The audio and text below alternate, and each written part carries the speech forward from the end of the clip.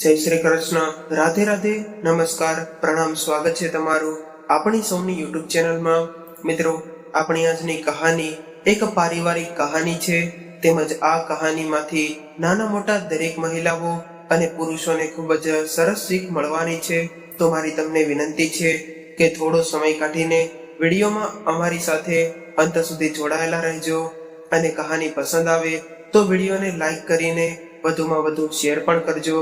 તેમજ તમે આવી કેટલી અવનવી કહાની સાંભળવા માંગતા હોય અને હજુ સુધી આ ચેનલને સબસ્ક્રાઇબ ન કરી હોય તો અત્યારે જ આ ચેનલને સબસ્ક્રાઇબ જરૂરથી કરી લેજો, જેથી તમારા સુધી સૌથી પહેલા પહોંચે, તથા કોમેન્ટ કરી દેજો, જેથી ભગવાન ભોલેનાથની કૃપા હંમેશા આપણા આવનારા નવા વિડીયોની માહિતી બોક્સમાં તથા કોમેન્ટ બોક્સમાં હર હર મહાદેવ લખી દેજો, જેથી ભગવાન ભોલેનાથની કૃપા હંમેશા આપણા સૌ પર નિરંતર બની રહે।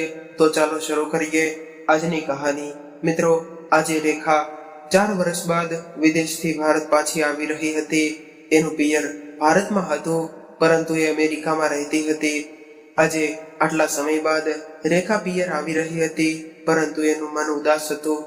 જ્યારે એ એના ઘરની ગલીમાં આવી એટલે જૂની યાદો એની આંખો સામે આવવા લાગી, જે જગ્યા પર એનું આખું બાળપણ વિતાવ્યું હતું। આજે આટલા વર્ષો બાદ એ જગ્યાએ જોઈને રેખા ભાવુક થઈ ગઈ। એના મનમાં ઘણું બધું ચાલી રહ્યું હતું, અને જ્યારે એના પિતાજીના ઘરે પહોંચી તો એને એ દિવસ યાદ આવી ગયો, જે દિવસે રેખા એના પતિ સાથે બેઇજ્જત થઈને આ ઘરમાંથી બહાર નીકળી હતી। જોકે 4 વર્ષ પહેલા જ્યારે રેખા અને રોહન કોર્ટમાં મેરેજ કરીને ઘરે પહોંચ્યા ત્યારે એના ભાઈએ એને ખૂબ જ ખરી ખોટી સંભળાવી હતી, અને એને સાથે બધા જ સંબંધો ખતમ કરી દીધા હતા, અને એના માતા પિતાને પણ ગુસ્સે થઈને કહી દીધું હતું કે આજ પછી રેખા સાથે આપણો કોઈ સંબંધ નથી રાખવો, કારણ કે રેખા આજે આપણા માટે મરી ગઈ છે। મિત્રો, રેખાના માતા પિતા હતા, જે એના માટે રેખા ખૂબ જ લાડકી હતી। એ હંમેશા એની દીકરા કરતા દીકરીને વધારે પ્રેમ કરતા હતા, પરંતુ તેઓ આજે લોકલાજના ડરથી ચૂપ રહ્યા હતા, અને એ દિવસથી લઈને આજ સુધી કોઈએ એના હાલચાલ પૂછવાની પણ કોશિશ નહોતી કરી। નારાજગીની પાછળ એના ભાઈનું પણ એક કારણ હતું। જોકે એ પોતાની બહેનના વિવાહ એના બોસ સાથે કરાવવા માંગતા હતા, જેનાથી એને જલ્દીથી જલ્દી પ્રમોશન મળી શકે, પરંતુ રેખાના આવા નિર્ણયથી એને ખૂબ જ દુઃખ થયું, અને આ મન દુઃખના કારણે જ એના પિયરની સાથે રેખાના સંબંધો તૂટી ગયા હતા। પરંતુ 2 દિવસ પહેલા જ્યારે એના ભાઈનો ફોન આવ્યો એટલે એ જૂની વાતો રેખાના દિલમાં ઉભરી આવી, અને રેખા વિચારવા લાગી કે આજે આટલા દિવસો બાદ મારા ભાઈને મારી યાદ કેવી રીતે આવી હશે।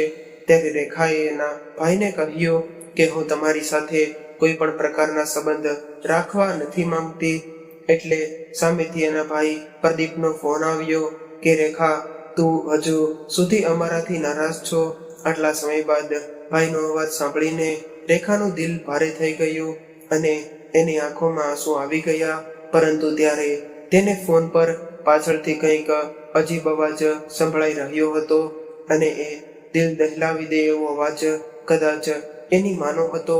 થોડી વાર ચૂપ થઈ ગયા બાદ એનો ભાઈ બોલ્યો કે રેખા, હું જાણું છું કે તું અમારી સાથે વાત નથી કરવા માંગતી, પરંતુ મેં તને એટલું જ જણાવવા માટે ફોન કર્યો હતો કે આપણા પિતાજીનું અવસાન થઈ ગયું છે, અને 1 અઠવાડિયા બાદ એનું 12મું છે, એટલે બની શકે તો તું આવી જાજે। તું અહીંયા આવીશ તો આપણા પિતાજીના આત્માને શાંતિ મળી જશે। પિતાજીના મૃત્યુની ખબર સાંભળતા જ એના એક પળ માટે તો રેખાનું દિલ ધડકવાનું બંધ થઈ ગયું હતું, અને એ સમયે જ એણે ફોન કાપી નાખ્યો અને જોર જોરથી રડવા લાગી, અને વિચારવા લાગી કે આટલા વર્ષો બાદ મારા ભાઈનો ફોન આવ્યો છે, અને એ પણ મારા પિતાજીના મૃત્યુની ખબર લઈને।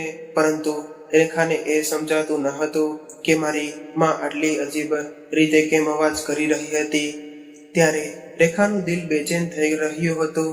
થોડી વારમાં એનો પતિ રોહન પણ ઘરે આવ્યો, એટલે રેખાને રડતી જોઈને તે હેરાન રહી ગયો, અને પૂછવા લાગ્યો કે શું થયું રેખા, બધું બરાબર તો છે ને? એટલે રેખા કહેવા લાગી કે આજે મારા ભાઈ પ્રદીપનો ફોન આવ્યો હતો અને એણે એવા સમાચાર આપ્યા છે કે મારા પિતાજીનું અવસાન થઈ ગયું છે.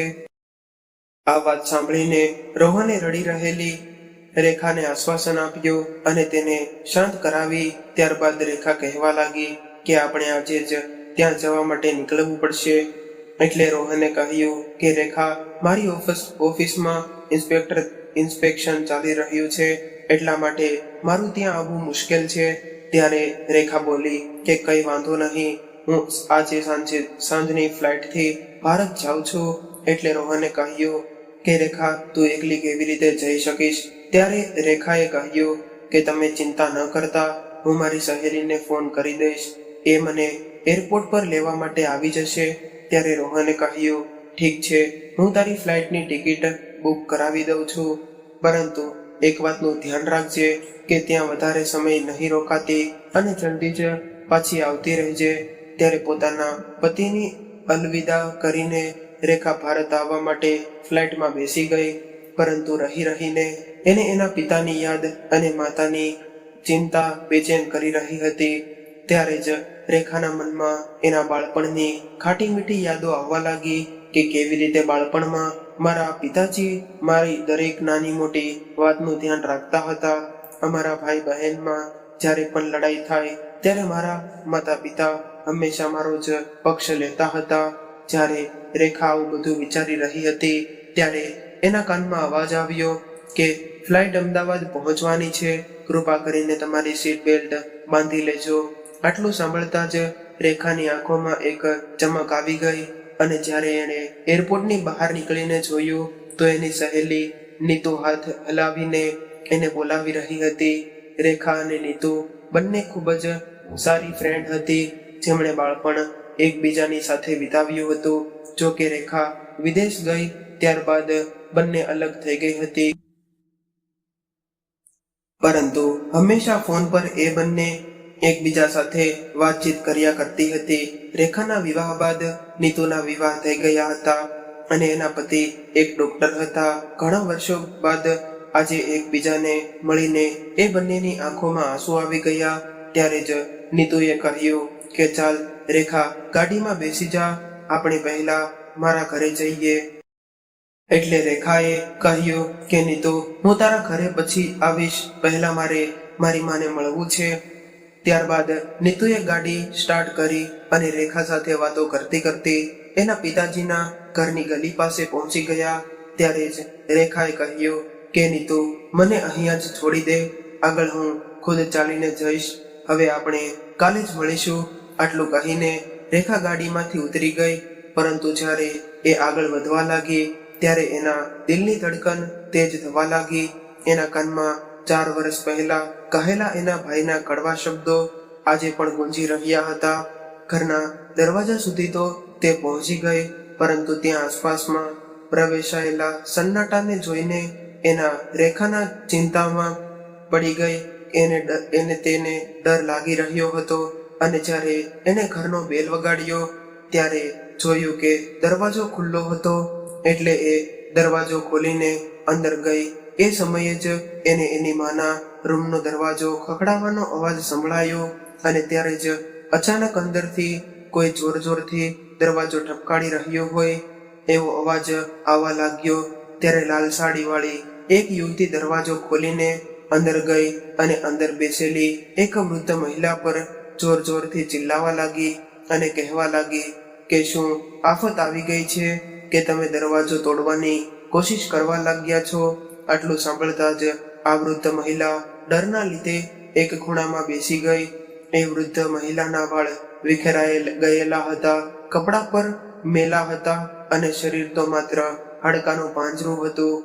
આવું દ્રશ્ય જોઈને દરવાજા પર ઉભેલી રેખા હેરાન રહી ગઈ અને તે રડતા જોરથી ચિલ્લાઈને કહેવા લાગી કે કોણ છો તું અને તારી હિંમત કેવી રીતે થઈ મારી મા સાથે આવી રીતે વાત કરવાની? માં, આ બધું શું થઈ ગયું છે? રેખાનો અવાજ સાંભળતા જ પ્રદીપ એના રૂમમાંથી બહાર આવ્યો અને કહેવા લાગ્યો કે અરે રેખા, તું આવી ગઈ.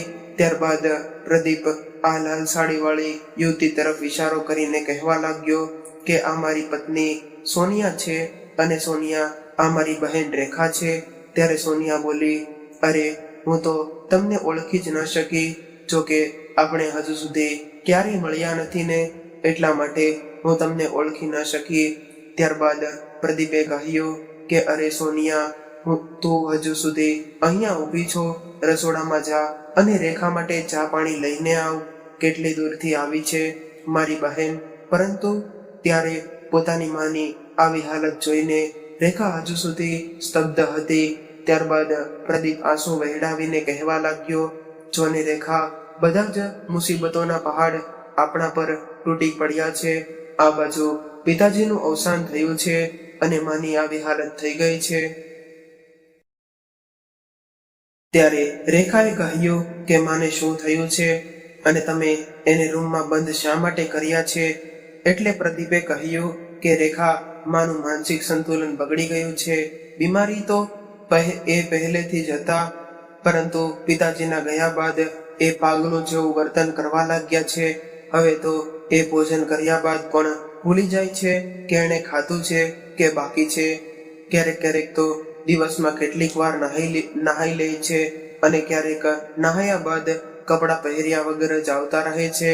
અને હદ તો ત્યારે થાય છે જ્યારે એ કોઈ પણ સામાન ઉઠાવીને અમારા ઉપર ફેંકવા લાગે છે.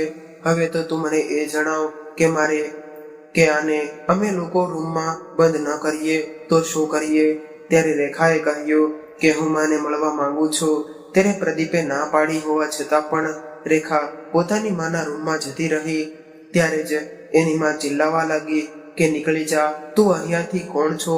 મારી પાસે નહીં આવતી. આવું સાંભળીને કહીને એની પાસે પડેલા ગ્લાસનો તેણે રેખા પર ઘા કરી દીધો. ત્યારે પોતાની માની આવી હાલત જોઈને રેખા સુન્ન રહી ગઈ અને કશું સમજાતું ન હતું કે આખરે મારી માં આવી હાલતમાં કેવી રીતે પહોંચી ગઈ. એની આંખોમાંથી આંસુ આવી રહ્યા હતા. ત્યારબાદ ધીરે ધીરે એ પોતાની માં તરફ ગઈ અને કહેવા લાગી કે માં, હું રેખા છું, તમારી દીકરી છું.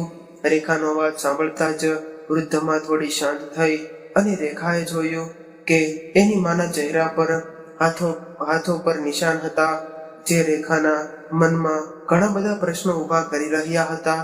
ત્યારે જ એની માં કહેવા લાગી કે મને ભૂખ લાગી છે, મને કંઈક ખાવાનું આપ. એટલે પ્રદીપ બોલ્યો કે રેખા, જોયું ને, તે માં ખાવાનું ખાઈને પણ ભૂલી જાય છે અને ફરીથી એવું કહેવા લાગે છે કે મારે ખાવું છે.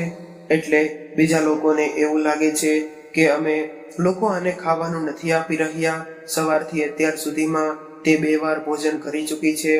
ત્યારે રેખાએ કહ્યું કે અરે 2 વાર ખાઈ લીધું છે તો શું થયું? એને ફરીથી ભૂખ લાગી હશે. આવું કહીને રેખા તરત જ રસોડામાં ગઈ અને એની મા માટે થોડું ખાવાનું બનાવીને લઈ આવી અને ખૂબ જ પ્રેમથી પોતાની માને ખવડાવવા લાગી. થોડો પ્રેમ મળતા જ તેની વૃદ્ધમાં શાંત થઈ ગઈ અને તે ભોજન કરીને સંતુષ્ટિ મહેસૂસ કરી રહી હતી. પરંતુ માં કંઈ બોલતી ન હતી. ત્યારબાદ રેખા તરત જ બહાર આવી ગઈ અને જોર જોરથી રડવા લાગી. એનાથી એની માની આવી હાલત જોવાતી ન હતી.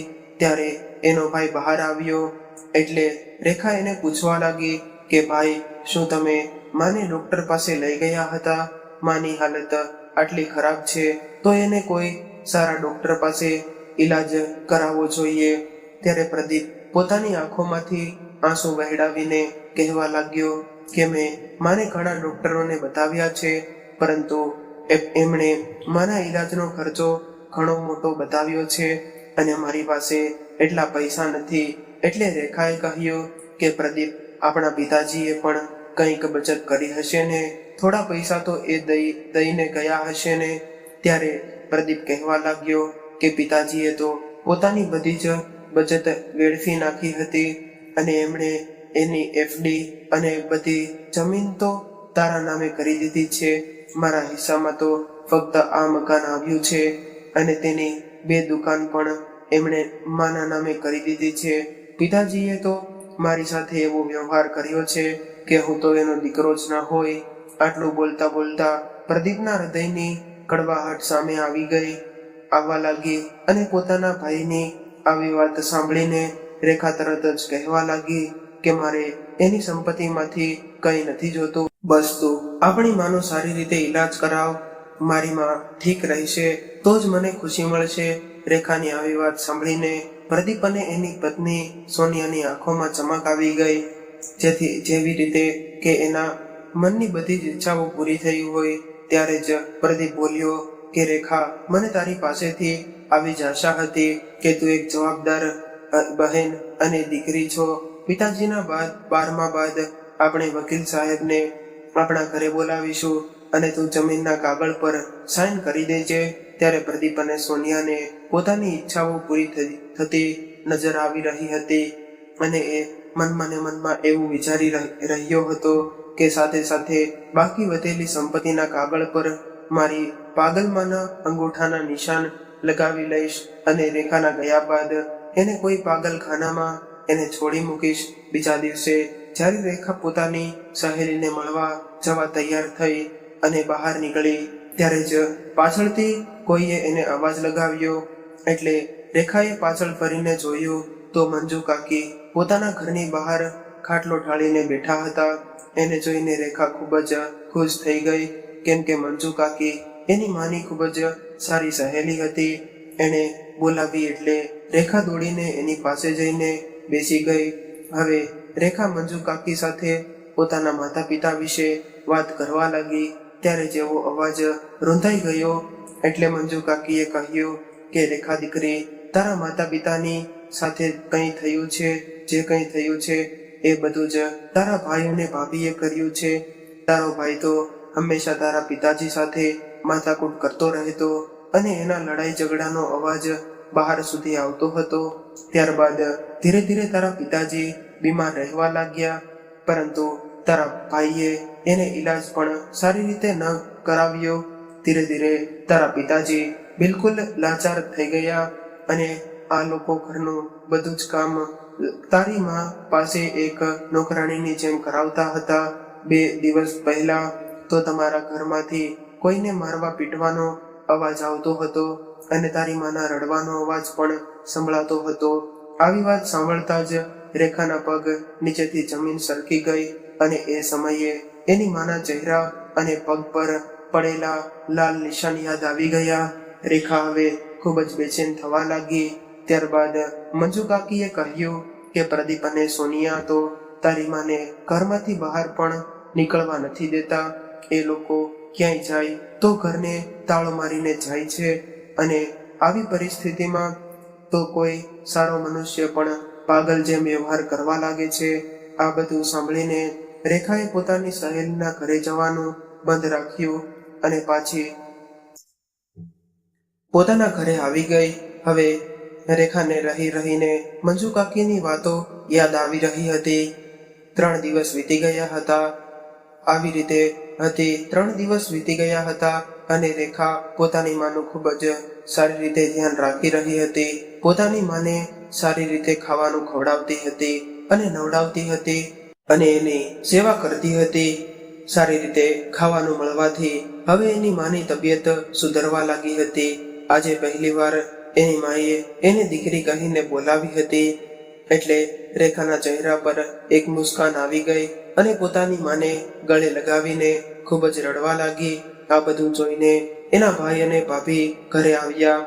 એટલે સોનિયાએ એની સાસુના રૂમમાં જોયું અને દોડતી એના પતિ પાસે ગઈ અને કહેવા લાગી કે તમારી માનો તો આજે વ્યવસ્થિત રીતે બેઠી છે અને એની દીકરી સાથે વાતો કરી રહી છે. પોતાની માં સાજી થવાથી વાત સાંભળીને પ્રદીપ હેરાન રહી ગયો અને કહેવા લાગ્યો કે શું તે માં તે પેલી ગોળી નથી પાઈને? એટલે એની પત્નીએ કહ્યું કે અરે કેવી રીતે પાવ? 3 દિવસથી તો તમારી બહેન એની દરેક વસ્તુનું ધ્યાન રાખી રહી છે.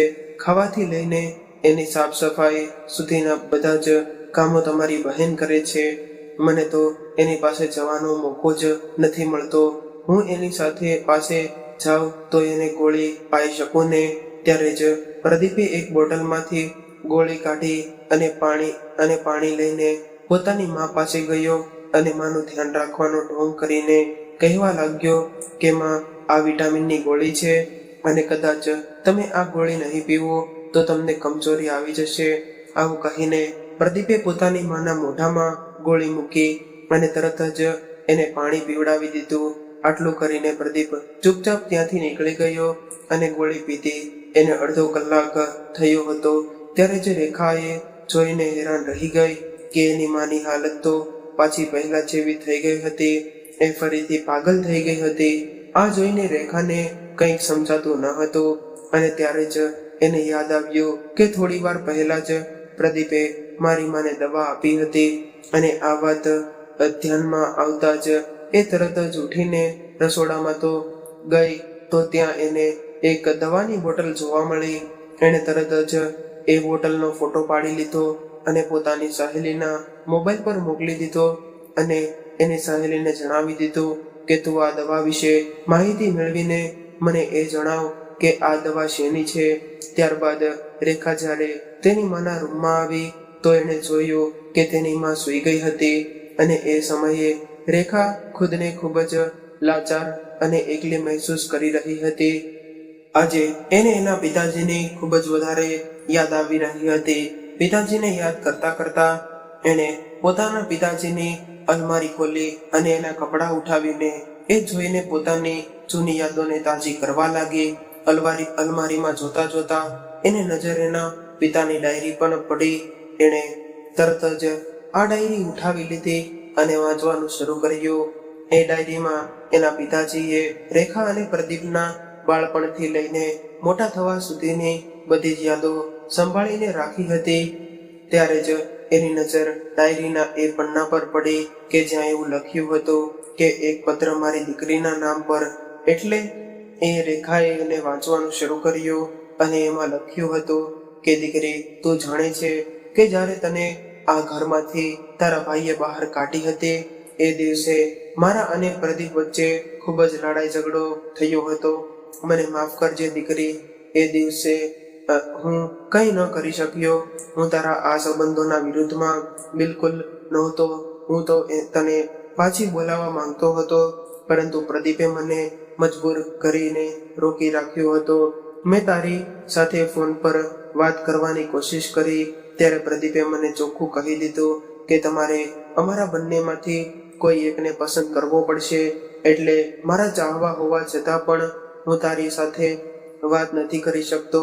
ત્યારબાદ બધું જ સામાન્ય થવા લાગ્યું. તો એક દિવસ મેં મારી સંપત્તિના ભાગલા પાડવાની વાત કરી અને હું મારી સંપત્તિમાં તને પણ બરાબરનો હિસ્સો આપવા માંગતો હતો અને એ વાતથી પ્રદીપ ગુસ્સે થઈ ગયો.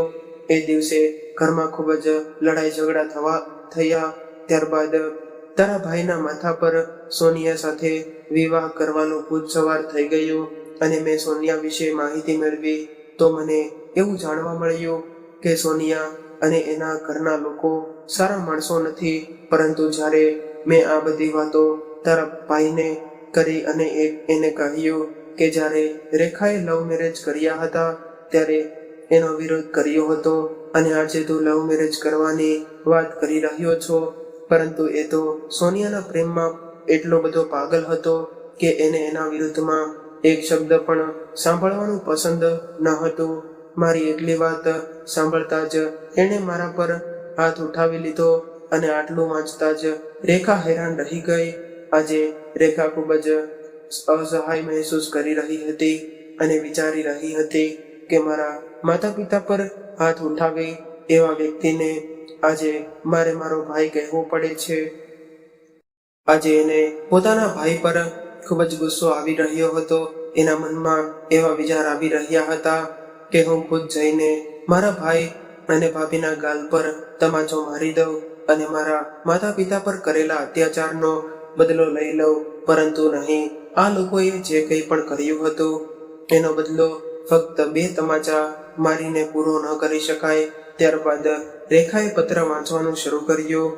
તારા ભાઈનો વિરોધ હોવા છતાં પણ મેં મારી બધી જ સંપત્તિના 2 ભાગ પાડ્યા હતા, કેમ કે હું જાણતો હતો કે કદાચ હું મારી બધી સંપત્તિ પ્રદીપના નામે કરી દઈશ તો પછી એ અમને નહીં સાચવે અને તારી માની આજે જે હાલત છે એના જવાબદાર ફક્ત ને ફક્ત તારા ભાઈ અને ભાભી છે. પરંતુ મને મારી દીકરી પર પૂરો વિશ્વાસ છે, કેમ કે મારી દીકરી ખૂબ જ સમજદાર છે. એટલે મારો આશીર્વાદ હંમેશા મારી દીકરી સાથે રહેશે. દીકરી બની શકે તો તારા આ અભાગ્ય પિતાને માફ કરી દેજે. પોતાના પિતાજીની ડાયરીમાં લખેલી આ પત્ર વાંચીને રેખા જોરથી રડવા લાગી. એ સમયે જ રેખાએ એની સહેલીને ફોન કર્યો અને કહેવા લાગી કે નીતુ, મારે તને મળવું છે. ત્યારે નીતુએ કહ્યું કે હા રેખા, હું તને જ ફોન કરવાની હતી અને મારે પણ તને પેલી દવા વિશે જણાવવાનું હતું. હું હમણાં જ આવું છું. આવું કહીને રેખાએ ફોન મૂકી દીધો અને તરત જ પોતાની સહેલીને મળવા માટે નીકળી ગઈ.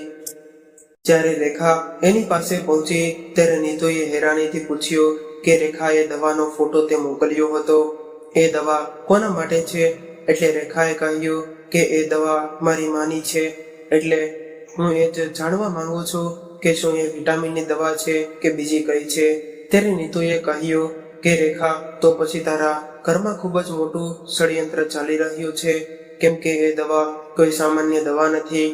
એ ધીમું ઝેર છે, જેનાથી ધીમે ધીમે માણસનું માનસિક સંતુલન બગાડવા લાગે છે અને એક સમય બાદ માણસની એવી હાલત થાય છે કે એ પૂરી રીતે પાગલ થઈ જાય છે. રેખાએ તો જ્યારે આ વાત સાંભળી તો એને એના કાન પર વિશ્વાસ નહોતો થયો કે મારો ભાઈ આ હદ સુધી પણ જઈ શકે છે. એ મારા પિતાજીની સંપત્તિ મેળવવા માટે મારી માને પાગલ બનાવવાની કોશિશ કરી રહ્યો છે. એ સમયે જ રેખાને ચક્કર આવી ગયા અને એ સોફા પર પડી ગઈ. થોડી વાર બાદ રેખા હોશમાં આવી અને ત્યારબાદ એણે પોતાની સહેલીને એના પિતાજીની ડાયરીમાં લખેલી બધી જ વાતો જણાવી. ત્યારે નીતુ કહેવા લાગી કે હે ભગવાન, તારા ભાઈ અને ભાભીએ તો આવડો મોટો પ્લાન બનાવ્યો હતો અને એ પણ સંપત્તિ મેળવવા માટે.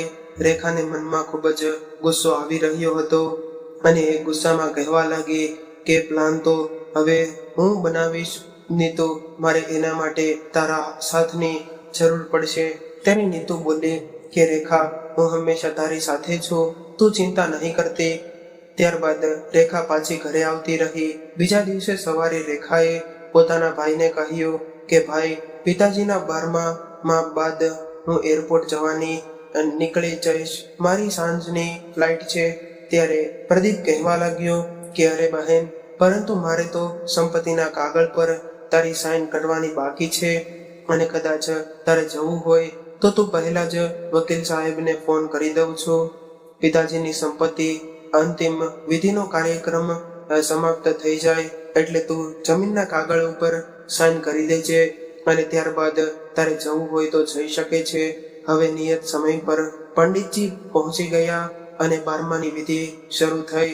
ધીરે ધીરે બધા જ પાડોશી અને સગા સંબંધીઓ આવવાનું શરૂ થઈ ગયું. કથા સમાપ્ત થઈ ત્યારબાદ પંડિતજીએ દિવ્ય આત્માની શાંતિ માટે પ્રાર્થના કરી. ત્યારબાદ પ્રદીપ ઊભો થયો અને માઇક હાથમાં લઈને પોતાના પિતાને પોતાના ભગવાન બતાવીને એના વિષયમાં સારું સારું બોલવા લાગ્યો.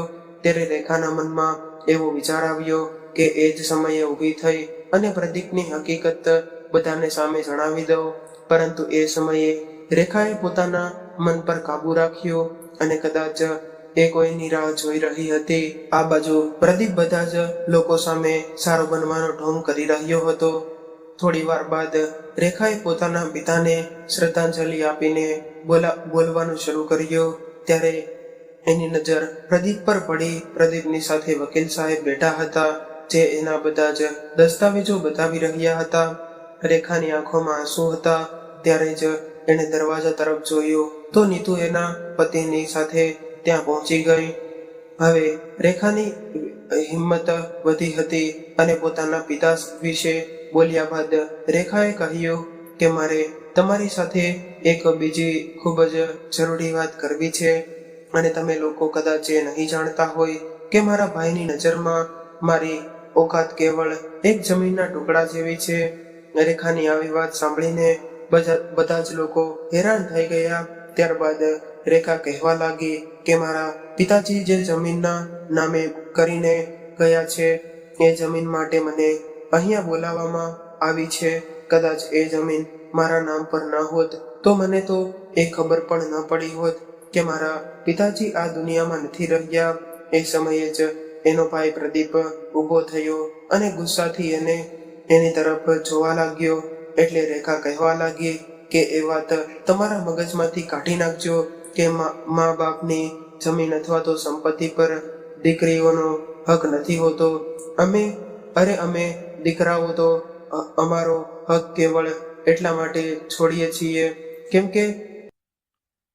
અમે દીકરીઓ તો અમારો હક કેવળ એટલા માટે છોડીએ છીએ કેમ કે એના માતા પિતાને કોઈ તકલીફ ન થાય. પરંતુ તમારી આવી હકીકતથી એક વાત તો સ્પષ્ટ થઈ ગઈ કે મારું પિયર હંમેશા માટે ખતમ થઈ ગયું છે.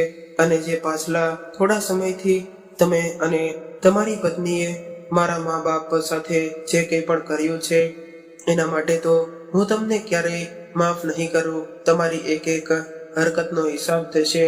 રેખાને આવું બોલતા જોઈને પ્રદીપ એની પાસે જઈને એને ધમકાવીને કહેવા લાગ્યો કે રેખા, તું જે બોલવા માટે અહીં આવી હતી એ કર અને અહીંયાથી નીકળી જા. અને હવે કોઈ ફાલતુ વાત કરીશ તો એનું પરિણામ સારું નહીં આવે. ત્યારે જ સોનિયા પ્રદીપની પાસે આવી અને એને ચૂપ રહેવાનો ઈશારો કરવા લાગી. અને રેખાએ કહ્યું કે દીદી, તમે અમારા ઘરની વાતો આ બધા જ લોકોની સામે શા માટે ખોલી રહ્યા છો? કદાચ અહીંયા તમે ઘરના લડાઈ ઝઘડા લઈને બેસી જશો તો ક્યાં પિતાજીની આત્માને શાંતિ મળવાની છે? ત્યારબાદ રેખાએ કહ્યું કે અરે વાહ, જે લોકોના કારણે મારા પિતાજી આ દુનિયામાંથી તડપીને ગયા છે એ જ લોકો આજે એની આત્માને શાંતિની વાતો કરી રહ્યા છે. પરંતુ આજે હું ચૂપ નહીં રહું. આખરે બધા જ લોકોને ખબર પડવા દો કે જમીનનો એક ટુકડો મનુષ્યને કેટલો હલકો બનાવી દે છે. ત્યારબાદ રેખાએ પોતાના પર્સમાંથી એ દવા કાઢી અને કહેવા લાગી કે આ જુઓ, આ એ દવા છે જે મારો ભાઈ અને ભાભી મારી માને આપે છે. અને તમને એ જાણીને હેરાની થશે કે આ દવા કોઈ દવા નથી પરંતુ એક ઝેર છે. જે એવું ઝેર જે મનુષ્યને પૂરી રીતે પાગલ બનાવી દે છે. આટલું સાંભળતા જ પ્રદીપ કહેવા લાગ્યો કે શું બકવાસ કરી રહી છો રેખા? આ બધી તારી ચાલાકી છે અને મને બદનામ કરવા માટે તું આવું બધું કરી રહી છો. ત્યારે રેખાએ કહ્યું કે ભાઈ, તું શાંતિ રાખ. હજુ તો પિતાજીની ડાયરી વાંચવાની બાકી છે. એટલે પ્રદીપ અને સોનિયા ચોંકી ગયા. ત્યારે સોનિયાએ પ્રદીપને ચૂપચાપ ત્યાંથી નીકળી જવાનો ઈશારો કર્યો. અને જ્યારે એ બંને ત્યાંથી નીકળવા લાગ્યા એ સમયે જ પોલીસ આવી ગઈ અને પ્રદીપ તેમજ સોનિયાને પકડી લીધા. હવે રેખા કહેવા લાગી કે કેમ પ્રદીપ, અહીંથી ચૂપચાપ ભાગી રહ્યો છો? જમીન તારા નામે નથી કરવી. ત્યારબાદ રેખાએ વકીલ સાહેબના હાથમાંથી જમીનના દસ્તાવેજો લઈ લીધા અને જેના પર પ્રદીપ એના હસ્તાક્ષર કરવા માંગતા હતા. હવે બધા જ સબૂત પોલીસના હાથમાં આવ્યા. ત્યારે નીતુના ડોક્ટર પતિએ દવાનો રિપોર્ટ પોલીસને સોંપી દીધો. હવે પ્રદીપ અને એની પત્ની સોનિયાની બધી જ ચાલ એમ રહી ગઈ અને એના બધા જ ગુનાઓ ખાલી રહી ગયા. ત્યારબાદ કોર્ટમાં ચુકાદો આવ્યો અને પ્રદીપ અને તેમજ તેની પત્નીને 10 વર્ષની સજા સંભળાવી અને સંપત્તિનો ફેસલો રેખાના હાથમાં આવ્યો. પરંતુ રેખાએ સંપત્તિની કોઈ લાલચ ન હતી એટલે એણે માતા પિતાની સંપત્તિમાંથી અડધો ભાગ ભાઈને આપી દીધો કેમ કે એ કોઈના હકનું ખાવા નહોતી માંગતી. અને પોતાના હિસ્સામાં આવેલી જમીન વેચીને જે પૈસા મળ્યા એ પૈસા વૃદ્ધાશ્રમ અને અનાથ આશ્રમમાં દાન કરી દીધા અને પોતાની માને લઈને અમેરિકા જવા રવાના થઈ ગઈ. અમેરિકા જઈને રેખાએ પોતાની માની ખૂબ જ સેવા કરી. થોડા જ દિવસોમાં એની માં બિલકુલ સાજી થઈ ગઈ. પરંતુ દીકરો અને વહુ આજે પણ જેલમાં પોતાના ગુનાહોની સજા કાપી રહ્યા છે. તો મિત્રો, આજની આ સ્ટોરી તમને કેવી લાગી એ કોમેન્ટમાં જરૂરથી જણાવજો. અને પસંદ આવી હોય તો વિડીયોને લાઈક કરીને વધુમાં વધુ શેર કરજો. અને તમે દરરોજ આવી જ અવનવી કહાની સાંભળવા માંગતા હોય તો આ ચેનલને સબસ્ક્રાઇબ જરૂરથી કરજો. તો ચાલો મિત્રો, હવે ફરી મળીશું એક નવી કહાની સાથે. ત્યાં સુધી તમામ મિત્રોને જય શ્રી કૃષ્ણ, રાધે રાધે, હર હર મહાદેવ. આ કહાનીને પૂરેપૂરી સાંભળવા માટે તમારો ખૂબ ખૂબ આભાર.